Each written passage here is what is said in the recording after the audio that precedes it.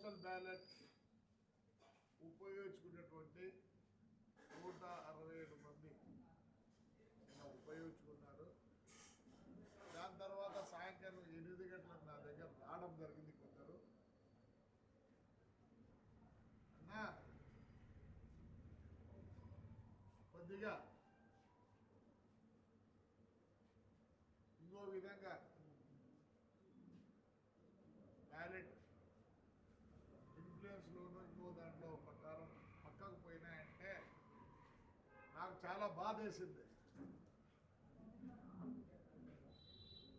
ప్రతి ఒక్క ప్రభుత్వ ఉద్యోగి ఎంత అవస్థపడ్డారంటే ఇళ్ళలో అరెస్టు, బస్సుల్లో అరెస్టు, విజయవాడ పోతే అక్కడ అరెస్టు, లాడ్జులకు పోతే అరెస్టు. అంగన్వాడీ వాళ్ళు ఎన్ని రోజులు అక్కడ చేసినా కానీ స్ట్రైక్ చేస్తే కూడా స్పందించలేదు. అపోహ మానండి ప్రజలారా, వాళ్ళ గురించి దుష్ప్రచారం చేయొద్దండి నా కోరిక. ఎందుకంటే మనమేమన్నా మారుతామేమో, వాళ్ళు తప్పకుండా మారరు మారరు మారరు. మళ్ళీ పులి నోట్లో తలకాయ పెడతారా?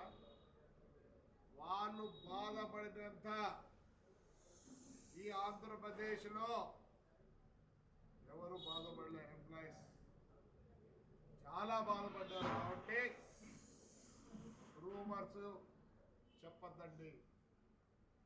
వాళ్ళు మన చదువు చెప్పేవాళ్ళు, మన కోసం పనిచేసేవాళ్ళు, వాళ్ళు అవస్థ పడినంత ఈ 5 ఏళ్లలో ఎవరు అవస్థ పడలేదు.